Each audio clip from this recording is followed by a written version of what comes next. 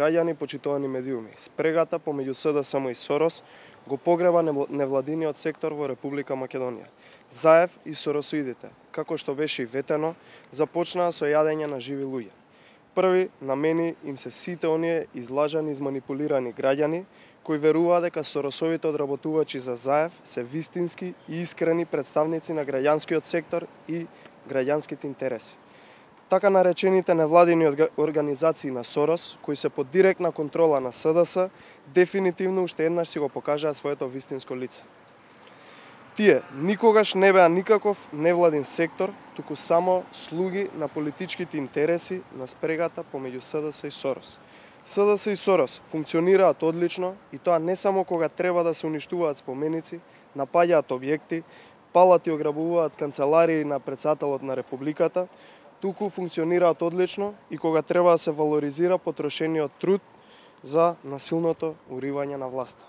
Поранешните невладини, а сега владини советници и чиновници, докажаа дека нивната цел никогаш не била да се биде граѓански коректив на власта, туку само да се доберат до фотели и до позиции. Нивните принципи никогаш не биле одбрана на државата и нејзините интереси, туку личниот бенефит и личниот профит.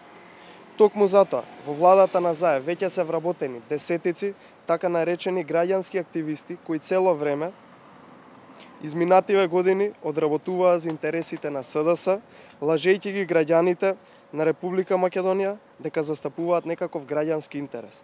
Сорос влезе длабоко во владата на Заев и СДС и докажаа дека битката никогаш не била за слобода, демократија и правда, туку за доаѓање на власт со лаги, интриги и манипулации.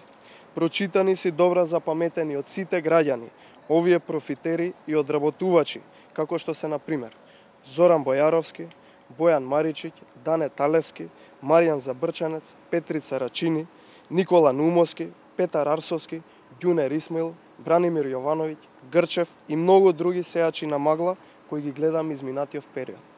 Граѓаните нема да дозволат веќе никогаш да бидат манипулирани од вакви профитери и нема да дозволат никој да се представува веќе во нивно име, а позадински да одработува за политичките интереси на аболициран криминалец кој по секоја цена сака да ја запоседне власт.